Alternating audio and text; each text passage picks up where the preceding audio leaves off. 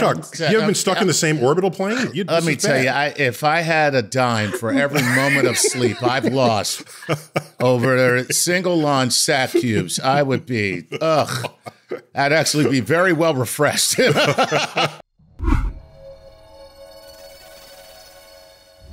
This is StarTalk.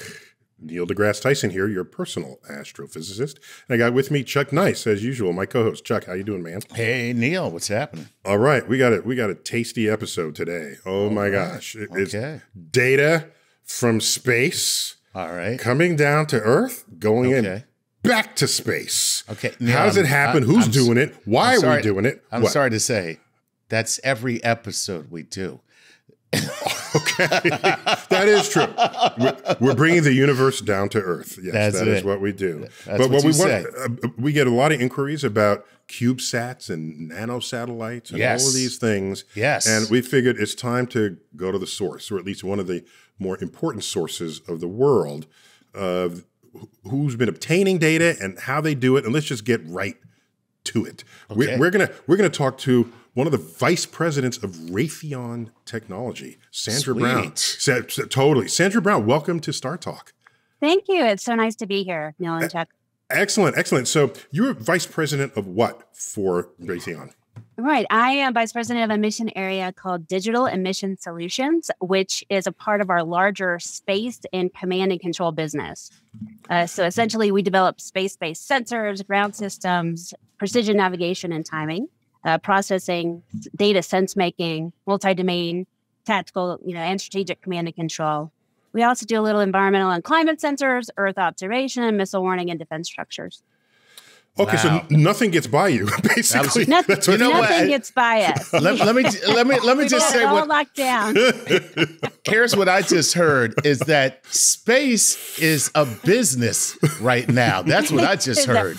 Well, it is true. A big business. Yes. Yeah. When people typically think of space, they think of NASA. Yeah. But if you look at NASA's budget, which is small as a fraction of our GDP compared with the Apollo era, but it's still many billions. But it's small, very small. What kind of projects are you working on now? Well, specifically in my area, we have a lot of extremely cool stuff, and that's a technical term. We're building the next generation of ground systems. We're supporting the critical weather and Earth observation instruments, and of course, laying the foundation for commanding and controlling satellites. Hey, can you tell me what ground systems are? You said that, but I don't know what that is. Chuck, there's systems on the ground. Duh. You're like, Chuck, there's systems in the air and there's systems above the air. We call that space. Right. And then you got the stuff on the ground, okay? That's the ground system. All right. Right. So when you're talking about satellite command and control, you're really talking about four things. You're talking about an operations center. You're talking about a ground station. You're talking about the ground network, and you're talking about the satellite. And that's how ground station allows you to actually communicate with that satellite via the operations center. Okay. So these are radio microwave dishes or something, right? I mean, that's they're basically telescopes, right? They're basically telescopes. Right. And what wavelength bands do you work in? Is it because we're somewhat wavelength fluent in the show, right? So we would like to hear it. A predominantly L band, but we do have some other bands that we work in. Mm-hmm. And L band is in the microwave part of the spectrum. Is that correct?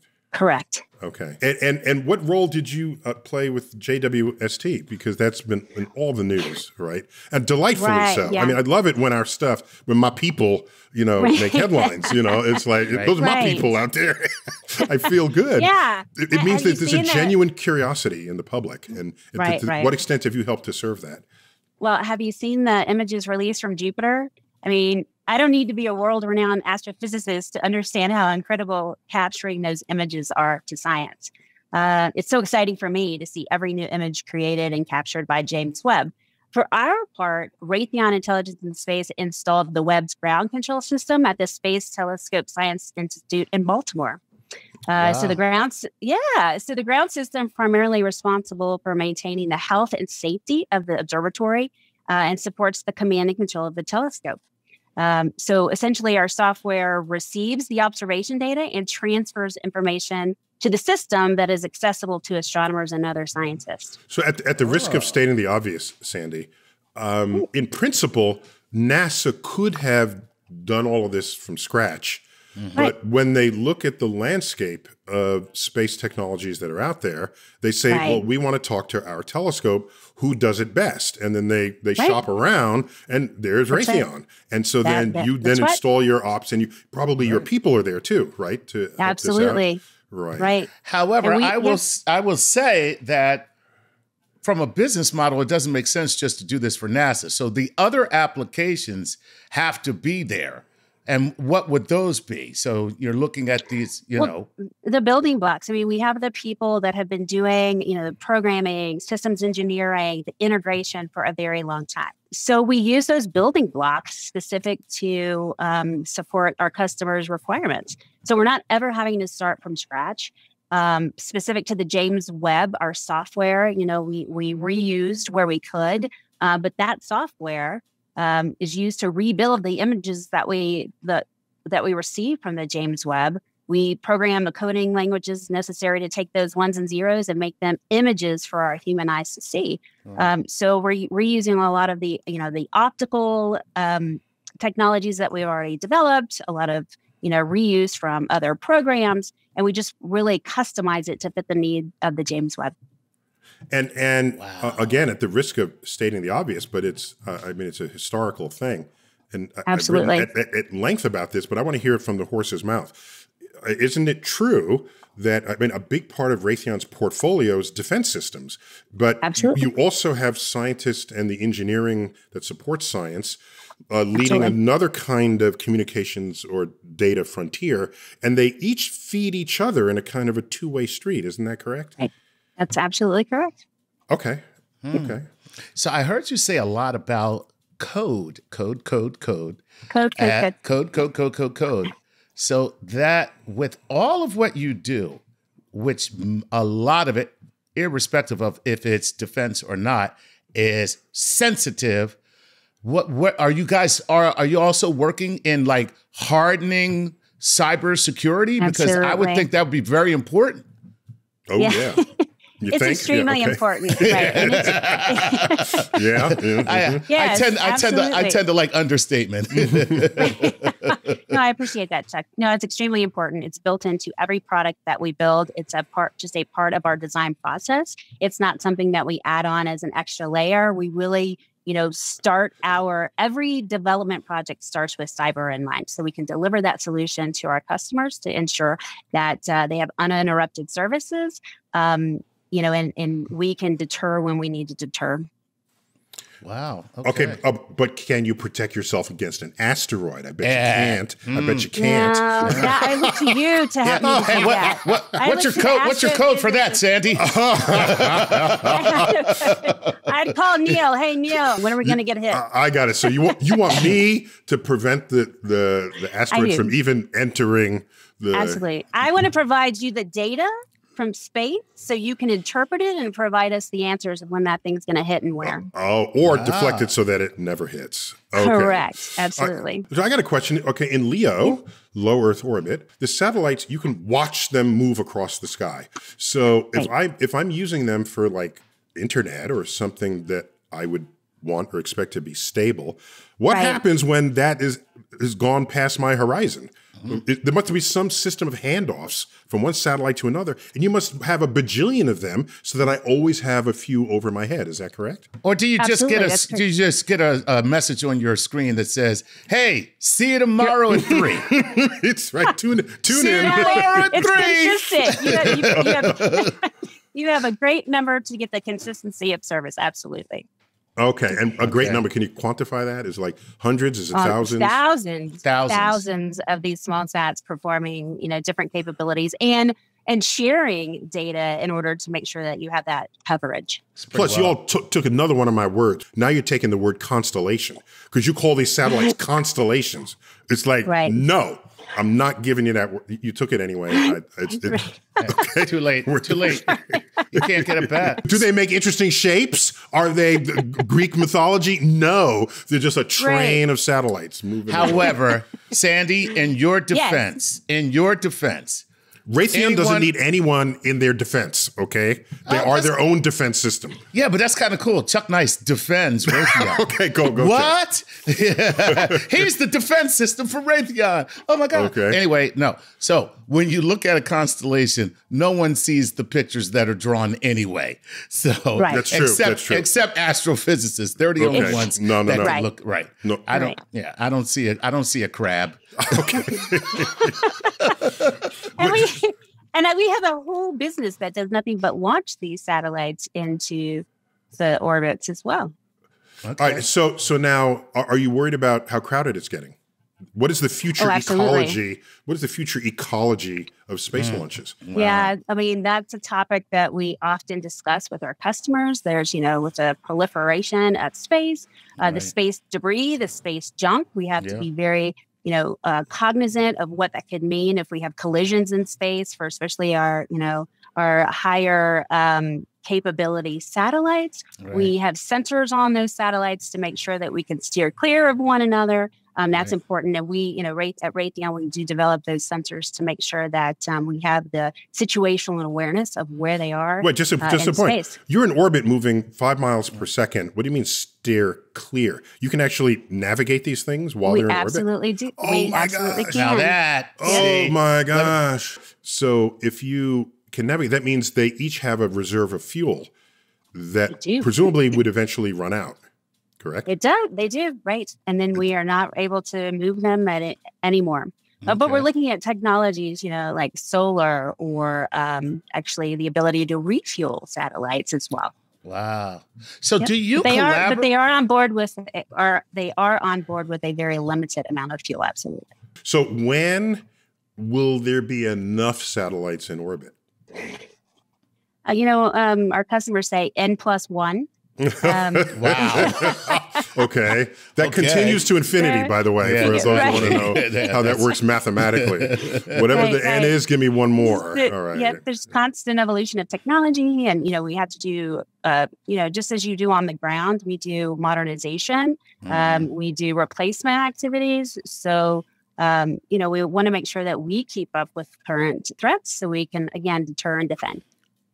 So what do you do about collecting your outdated materials? That's right. Because I don't use a computer from 3 years ago, right? Because it doesn't have the capabilities I want. Yet you surely have satellites that are 3 years old. So how do you deal with the obsolescence given the fast moving frontier? Right. Of right now we don't have a cleanup crew for space. So they either burn into the atmosphere.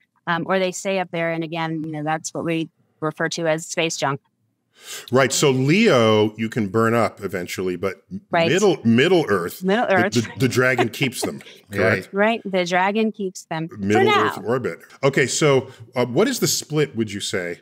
I don't need to get all into your ledgers, but what is your split between the private use of space and the government use of space? Because presumably, obviously, you serve both communities. Mm-hmm. We are predominantly government. We are predominantly, defense. Okay. But one influences the other, obviously. So we utilize and we leverage commercial technologies to serve our defense customers.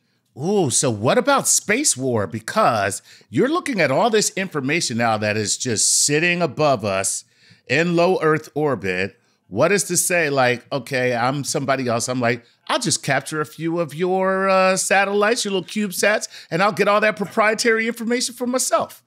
Well, that's kind of what Space Force is for also, I would think, right? Absolutely. Protecting assets, either, government assets or business assets. But what else would you want your military to do, and that's if not why that? we build in, and that's why we build in cybersecurity measures from the beginning of every design. So, Sandy, what is your sort of academic profile that landed you where you are today? I have a business degree with a minor in information systems. But, as a 10-year-old girl, I had my Commodore 64 computer with my black and white television set, keying in the Hello World program when I was, when I was really young. And so that technology kind of my interest in technology, has grown throughout the years. And but that was your technology baptism, right? That was my baptism. Right. Exactly. Right. Waiting every month for that, coding magazine to come so I could translate the magazine set into my little Commodore 64. And I just followed the evolution, of technology in space. The 64 in Commodore 64 is 64K. Yep. Right. Right. Wow. 64K. And that was like, yeah, and I'm that's badass. all I wanted for Christmas, so that eventually led me on my career path. Yep. Oh, man. And, lately I've been hearing the word systems referred to. And I think because so many different bits and pieces have to cooperate in technology, is a whole new kind of engineer that I think, at least when I was a kid, there wasn't much discussion about, but now it's everywhere. Just comment on systems engineering and what that means for in your job and just for the role of the company.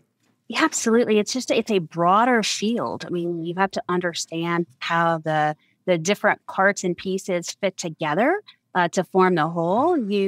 It's desirable to have a background in some, coding, so you understand how the program and hits the bus and how that is all, put together again to develop a product. And it's not just, you can't be stovepipe in your disciplines anymore. You really have to have that broader view of hardware, software, and again, the systems to build the system of systems as well. Gotcha. I mean, isn't that just what an iPhone is, right? An iPhone has GPS, Absolutely. it has touchscreen, it has computers, it's got music, it's got, it's a system of systems, really. It's a system of systems. And maybe I'm just impressed by that. Because it used to be, I have this one thing that does this one thing, right? Right. And then I hook it to another thing that does another thing, and then they do the thing together.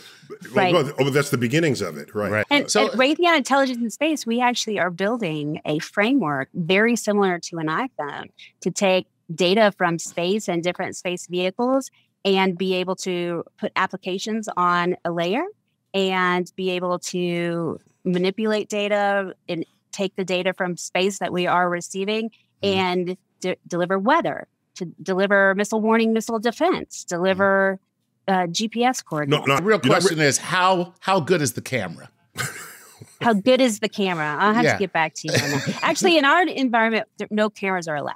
Okay, wow. Yeah. So here's something. You guys are known pretty much for, drones, and that's everybody's, like Raytheon, the first thing that pops into your head.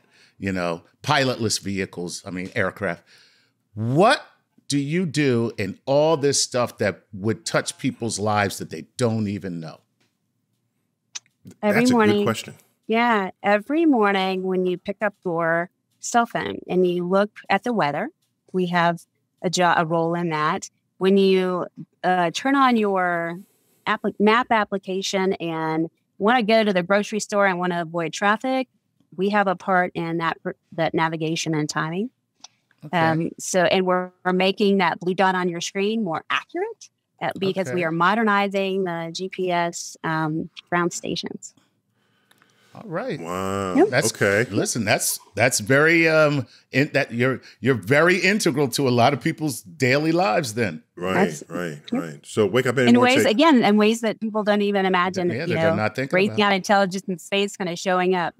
Well, Sandy's been a delight to have you and to get such a deep representation in such an important company in this world that's taking us into the future and keeping us safe while we do so. So thanks for being a guest on StarTalk.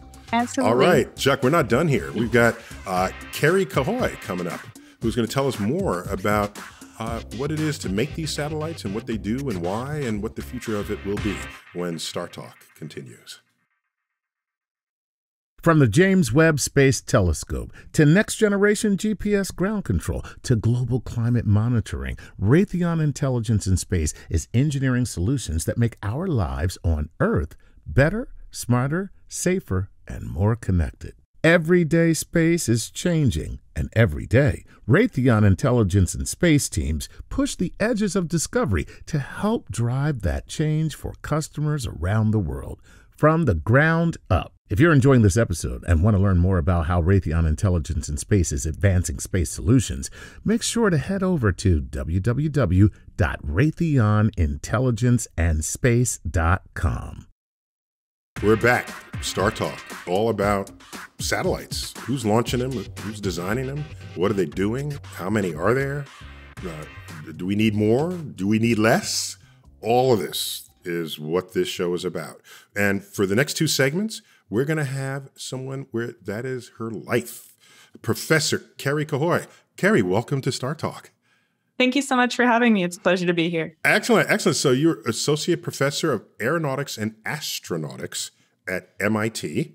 For those who are not academic fluent, is the Massachusetts Institute of Technology. Mm-hmm. And I also have more on your resume here, co-director of MIT's Small Satellite Center.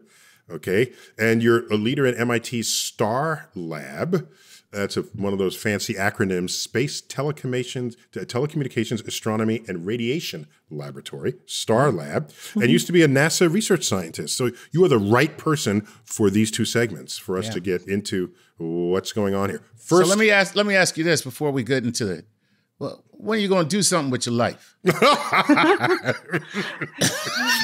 know, I have these questions myself. Okay.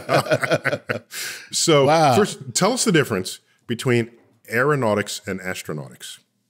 So one is about flying planes, and the other is about flying spacecraft. Okay. So air and space is the major difference. Okay. All right. But if you're really into satellites, what do you care about aeronautics? All right. How low do you want to fly? Mic drop. Look at that. Damn. Somebody doing a rap battle right now. Damn. Wow, that's great, though. Okay. Yeah. And where do you want to land? Right. And what do you have to go through for entry, descent, and landing? They're connected. Okay. You have to go through one to get to the other. Okay, so tell me about the STAR Lab, because the R stands for radiation in there too. And people are spooked by the word radiation, but space, telecommunications, astronomy, and radiation. So what does the STAR Lab do? So we test new technologies in space using small platforms like CubeSats or nanosatellites. And we also support projects for government and industry partners to have larger missions like large space telescopes. Will do some of the analyses that they need to make their missions happen or answer questions that they're having a hard time with or would like a new approach to or a problem they need to solve. Oh, so that acronym STAR, it's a catch basin for everybody who needs you because you do all those different things. Yeah, there are some things that we specialize in a little bit more than others, but there's a lot of different disciplines that you need to be successful in space. And what about, what's missing here? And maybe you can repurpose the T in STAR. How about thermodynamics? It is a big challenge, yeah. Could you go from room temperature on Earth's surface to space cold, and then like you're facing the sun and then you're hot again? I mean, your stuff has to work in a wide variety of temperatures. Do you have those testing centers as well? Those testing platforms?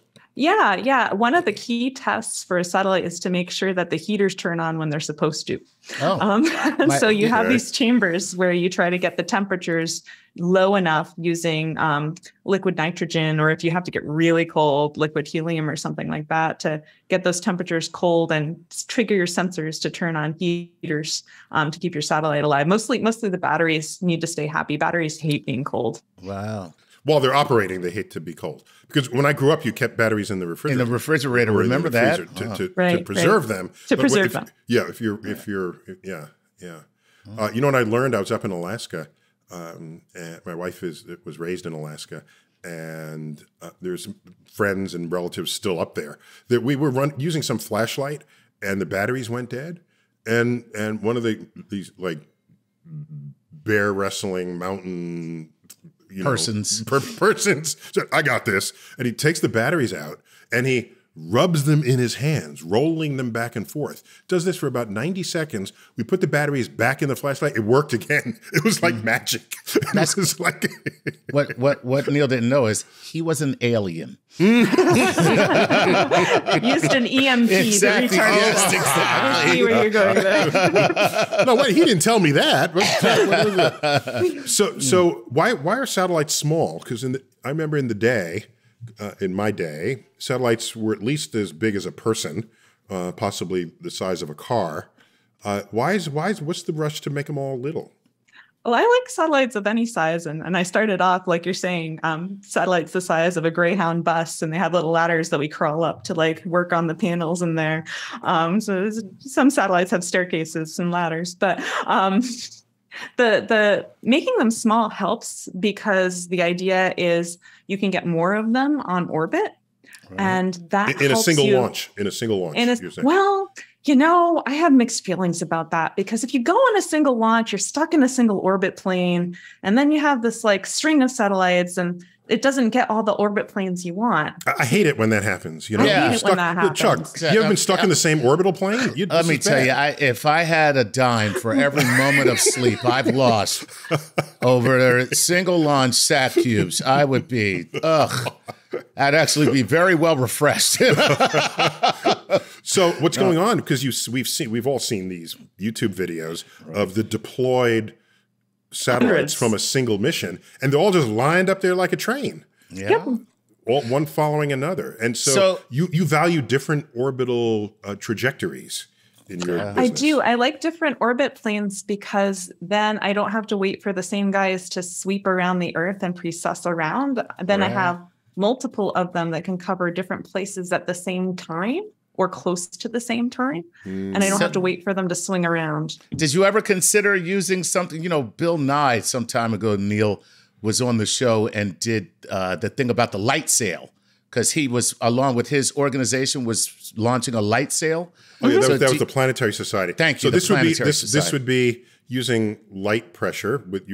Deploy a huge sail, a very highly reflective sail, and using the pressure from light to alter your orbit to something new. Right. So now I guess you could also use fuel, but light sails, you get to do that for free. So what stuff goes on in your labs along those lines? So we generally don't work too hard at maneuvering them, although we do have a small satellite that's on space station right now that's about to be deployed that's going to test a electrospray propulsion system on a CubeSat. Oh, cool. But for the most part, those systems are pretty intricate, but very necessary. And the smaller they are, especially some of the electrospace systems, they can't really move you very far sometimes, or if they can, it takes a long time. So that's kind of the trade. Either you're small and you don't go very far, it might take a long time for you to change your orbit parameters, or you need these big satellites, which most people think of satellites and they don't realize what's in the middle. But it's kind of like a Boston cream filled donut where the center is just a fuel tank. Most satellites have this giant spherical fuel tank in the middle, the big ones, because they need to maneuver. And then they just slap some boards around the outside with electronics on them. I never thought about that. Yeah. So it's crunchy on the outside and soft on the inside. It's sloshy on the sloshy on the inside. Yeah. And what kind of fuel is it? Is it like hydrazine or what? Yeah, there's monopropellants and hydrazine that they use. What's hydrazine, please? Did we have to explain it to you, Chuck? Yes, you do. Two space professionals sitting here. So what kind of propulsion are you using? What is that? What do you got there? What is that? It's like, Chuck, stay with it, okay? Is that the work core there? Is that what you're using? Slow down for you. No, yeah. What's hydrazine, though? Really, what is it? It's a compound that's very reactive and volatile, and reacts to heat. So you basically combust it, and then you use the heat and pressure generated by it to create a force to move you. Gotcha. Okay. And it's highly reliable. I mean, they used it throughout Apollo. Gotcha. And it doesn't require weird ignition to make it right. But they do Like- make you keep it in a bunker or something like that. Yeah, it's pretty nasty stuff. Oh, It okay. is pretty, Yeah. it is nasty stuff if it does what you don't want it to do. But when I got you. But it's otherwise highly reliable. So do you focus on? So far, we've only talked about the hardware. Do you focus on any broader scientific, agricultural, environmental goals as you think about your satellites? Yeah. So we do focus on enabling people to communicate. So we do optical technology for laser communication to help people talk to each other from anywhere securely and safely. Like optical lasers? Using lasers. Yeah, but if there's a cloud in the way, then like that is what good the problem. is that? Oh, yeah, okay. that's Well, yeah. Kerri, That's why you you're not need doing the yourself. You're not doing yourself a very good service here, Kerri. You're just guys, I'd love to talk to you, but it's a little cloudy It's a out. little cloudy today. Yeah. No, I think hybrid radio and optical systems are important, but one of the things we work on is making just to be the clear, because terminals- radio waves move through clouds, whereas Radios visible light does do. not. Well, correct. They still get attenuated, and the shorter the wavelengths get, the worse the clouds treat them. Right. But I got to tell Chuck why. Wait, Chuck. The shorter Yeah. the wavelengths get, you get into microwaves, and clouds are made of what? Water droplets. Water droplets. Okay, Right. water vapor, and so water and microwaves have a very long history together. And that's how you get microwave ovens. So the fact that you have that interaction enables microwave ovens to begin with. So exactly. So you need a wavelength that passes over the water droplets, so that as though the water droplets aren't there. Okay, so go on. Cool. Yeah, so it needs to be longer than that. But we're working on making these terminals very small, and so you can put a lot of them up and relay the lasers around the weather systems, and also making ground stations that are small and portable, so you can have a bunch of them on the ground so that you can receive the data that's been sent around the weather. Oh, okay. So basically, it's an interconnected network, but you break it up all over the place. That's cool. No, but wait a minute. So why can't it still go to a centralized network and then you get it by cell phone carrier or something? You could. You could definitely treat it that way too. Why you gonna make me carry a whole big radio receiver dish with me where I go? Don't do that. Don't.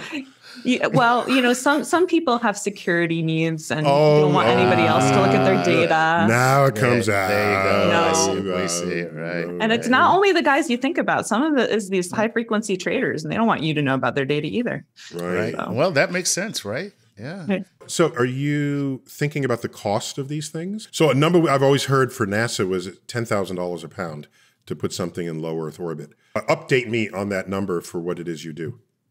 So CubeSats right now, if I were going to try to put a 10-pound CubeSat into orbit, would be about $200,000.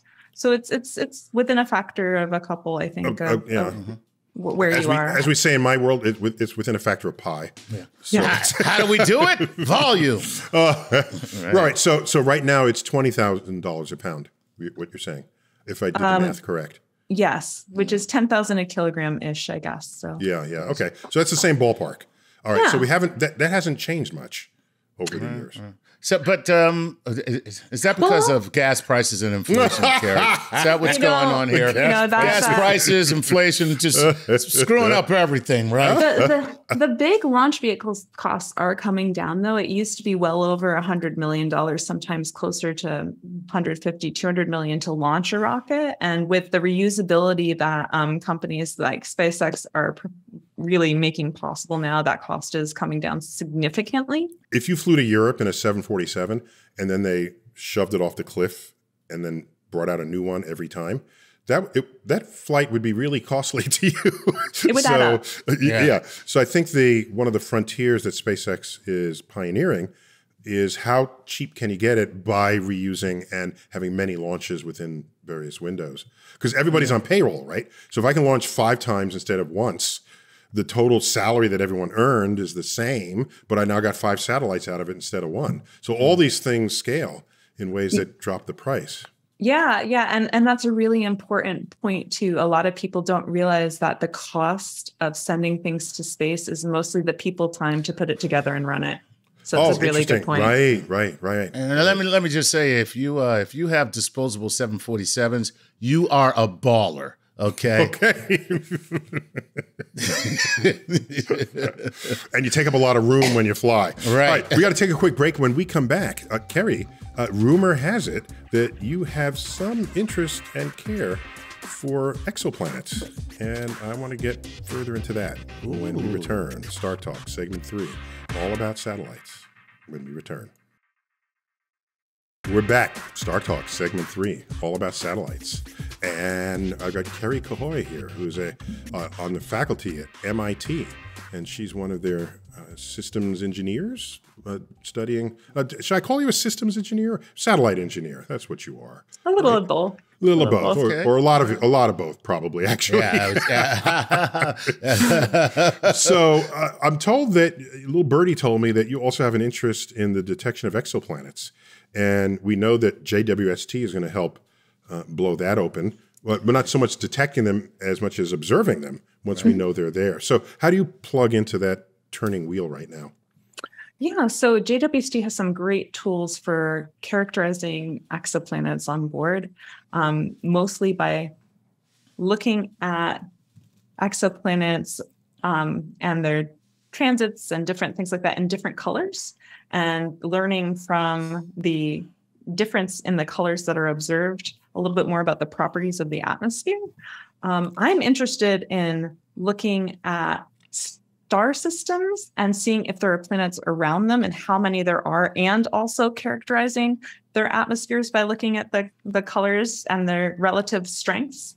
And the technology you need to do that very effectively for Earth-like planets means that you have to have something on board the satellite that can block out the starlight in the middle, so you can kind of see around it where you think the habitable planets would be. And so this is the Firefly and the searchlight problem, right? There is that analogy, yeah. If you're trying to detect the Firefly and you're looking at one of these Hollywood searchlights, it's going to be really hard, if not impossible, unless you figure out a way to blot out the searchlight. And so this is also one of your big challenges. Right, and I also can't assume that the Firefly glows by itself. Okay. So it's even harder. Wow. Right. So I need to see the light that's bouncing off the Firefly when it's not blinking to tell me more about it. So you're doing this in addition to your satellite work. See, I'm going to repeat Chuck's earlier comment. Really, this is all you've done in your life? Yeah. it's what, Big slacker. Here's what I'm saying. Stop making us all look so bad. Chuck. It takes so many different types of people to make anything happen, and right. I'm glad to be in a place where there is such a variety of people with so many different talents to throw at these things, because we need them all. So MIT is geek central, so you're in arm's reach of anybody who knows anything that you need to know to make stuff happen. Yeah. I think of like MIT as like the Hogwarts of technology. I love some of those moving staircases then. Oh, yeah. Well, the animated paintings. Yes. Right. That's totally what you want. So Kerri, tell us about your background getting to where you are. Oh, yeah. So I had a dad who was an electrician, not an engineer, but he fixed machines and wired houses and did stuff like that. And I was his wired. You mean not wiring them to eavesdrop? You mean no, literally putting wires? I don't think so. Okay. And if he did, he wouldn't have told me. There you go. Got it. Yeah. And and my mom was a teacher as well, which it comes in handy because a lot of the students and things that I do, supervising and writing papers, really it needs that skill set very much too, because you have to communicate what you do. But my dad would let me help around the house, and was always into the latest computers and gadgets. And so were you a geek kid? Were you a geek kid? Yeah. Yeah. Okay. You don't have to be sheepish about it. That's a badge of honor. No. And the real question is, do you do your own electrical work at home? Yeah. Occasionally. Occasionally I've done things like replace fridge sensors and garage door openers. But I don't have as much time as I'd like to, but sometimes I have some stuff. Wait, Chuck, the point is, she could if she wanted to. She has she better wants. things to do. Right, I got you. To make that clear. All right. All right. And so, then you went to college. What'd you major in? Electrical engineering. So my dad, of course, my dad Sorry. didn't go finish college, and if I think if he had, he would have wanted to do that. So I kind of did that for him. Wow. Oh, So if you could take everything that you know, what is the one advancement that you would bring to satellite technology that would change everything? Do I have to only take one? Well, no, it doesn't have to just be one. Just a thing. Just a thing. You know, So I want two things. I want two All right. things. All right. I want the satellite equivalent of space Wi-Fi. oh, snap. Nice. So that's one thing I want. And then I want the satellite equivalent of gas stations. Okay. Ooh, Gotcha. filling stations Filling in orbit, stations, on orbit. right. Yeah. So Right. those are the two things I want. Okay, we need that for space travel in general. Otherwise, we're stuck with the rocket equation. We did a whole, Chuck, I think we did an explainer on the rocket We equation. did. Yeah. And even Artemis, is 35 stories tall, and it's basically all fuel. All fuel, Right? Yeah, right. Basically, you need the fuel to burn to carry the fuel that you haven't burned yet, that you're going to burn to carry the fuel you haven't burned yet. So, right, if you have filling stations, that's a game changer. But yeah, but Kerri, you have to refill the filling stations. Yes, you do Okay. have to refill the filling stations somehow. Well, this has as well. become a bigger problem than I thought. Even when you just this just keeps getting worse. So we're going to have to look at these asteroids and Lagrange points and try to figure out how to put stations on them and get to and from these things with enough fuel and very efficient systems and or make ways to use solar energy if possible for Yeah, I was going to say, propulsion. or come up with a different fuel, right? Well, Yep. it's still a fuel. I mean, you need a whole new thing. That's what I mean. But when I say different, I mean, Source of energy. source of energy. Source of thank you. Yes, Thank you, Kerri. There you I go. said it. I was very inarticulate. Source of energy. Yeah, we don't mean ethanol versus Right. Gasoline versus whatever. Right. We're talking warp drives, Captain. That's what I really want to do there. So we've mentioned this before, which I think many people don't know. Engineering has 2 terminal degrees. One of them is the undergraduate degree. Plenty of working people with a terminal undergraduate degree and a master's. You're back in a university as an engineer. Does that mean you got a PhD? It does. I did get a Okay. PhD. I didn't know that I was going to do that, honestly, until probably my senior Wow, year of undergrad. just won't stop with the humble brags, will we? It's true. Can't let it go, can we, Kerri? Huh? I got a PhD. I didn't even know I was going to do it. I thought it just happened. Yeah, I woke up one day. Yeah, I woke up one day I'm and it that was, clueless, I'm telling you. By the way, I don't even know how this happened. I tripped going up the stairs and well, there you have it, a Nobel Prize. How'd that happen? How'd that even happen? So I think but here's the reason why there's so few engineers with a PhD is because if you get a PhD and you work in a university, you get paid way less than you'd otherwise get paid in industry. Yeah, Big problem. it's an issue. This is an It's issue. a big problem. Freedom salary. Yeah. Do you want to work for the man, as they say, or do you want to be your own boss? And as an academic, I mean, I cherish the academic life because I can say what I want and do what I want and go where I want. But you need both, right? Because somebody's got to get the job done at the end of the day on budget, on time. Very much so. For a customer, and the free thinkers are on another part of this. And without the free thinkers, there wouldn't be anything for the businesses to jump on. I mean, we need you guys. I agree, though, that industry is very important, and you need people with those types of infrastructures and resources to make it happen. With Raytheon, for example, they just recently, not too long ago, maybe a couple of years ago, bought a small satellite company called Blue Canyon that, I've built payloads and integrated payloads on and operated them on orbit. So you need sometimes you want to take your university project and your research and put it on something that someone's already built and send and it who's up. got pockets deep enough to do interesting things with it. That's right. For sure. We got to end it here. Kerri's been a delight to chat with you. Yeah, so and it's great. good to know So that great. you exist in this world, thinking about these problems down on Earth that end up in space. And maybe if you make some, if you invent some new kind of satellite, tell us first, and we'll put you on. I will. I'm so grateful that you guys are here to help communicate these concepts and do such a good job of making it fun. So appreciate it very much. Look, I think the universe is a hilarious place. That's why, and Chuck agrees. Really it is. How to tell. All right, we're gonna end it there. Oh wait, Kerri, do we find you on social media? Do you have a? I do have a Twitter, MIT Star Lab.